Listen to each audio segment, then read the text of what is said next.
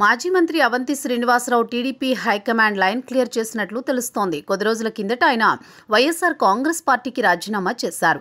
తెలుగుదేశం పార్టీలో చేరేందుకు ప్రయత్నాలు ప్రారంభించారు. అయితే అవంతి గతంలో వ్యవహరించిన తీరుతో ఆయన చేరికకు బ్రేక్ పడింది. మరోవైపు భీమిలి ఎమ్మెల్యే మాజీ మంత్రి గంటా సైతం అభ్యంతరం వ్యక్తం చేయడంతో టీడీపీ హైకమాండ్ గ్రీన్ సిగ్నల్ ఇవ్వలేదని ప్రచారం జరిగింది.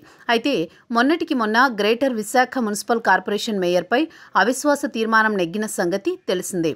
4 దశాబ్దాల తర్వాత గ్రేటర్ విశాఖను కైవసం చేసుకుంది టీడీపీ.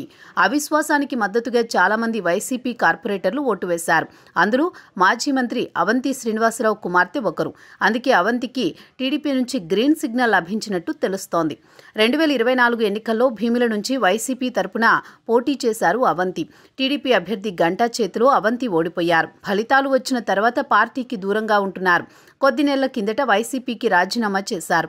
అయితే ఆయనకు విద్యా సంస్థలు సైతం ఉన్నాయి. వ్యాపార కార్యకలాపాలు సాగిస్తున్నారు. వాటి కోసమే ఆయన అధికార పార్టీలో చేరుతున్నారని ఓ ప్రచారం ఉంది.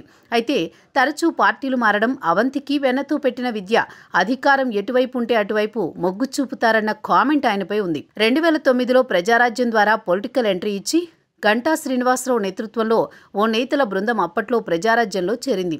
అలా 2009లో ప్రజారాజ్యం పార్టీ టికెట్పై భీమిలి అసెంబ్లీ స్థానానికి పోటీ చేశారు అవంతి శ్రీనివాసరావు. ఆ ఎన్నికల్లో గెలిచి అసెంబ్లీలో అడుగుపెట్టారు. అయితే ప్రజారాజ్యం పార్టీ కాంగ్రెస్లో విలీనం కావడం, ఆ పార్టీ అనుబంధ సభ్యుడిగా మారిపోయారు. 2014లో తెలుగుదేశం పార్టీలో చేరారు. అనకాపల్లి పార్లమెంటు స్థానం నుంచి టీడీపీ అభ్యర్థిగా పోటీ చేసి గెలిచారు.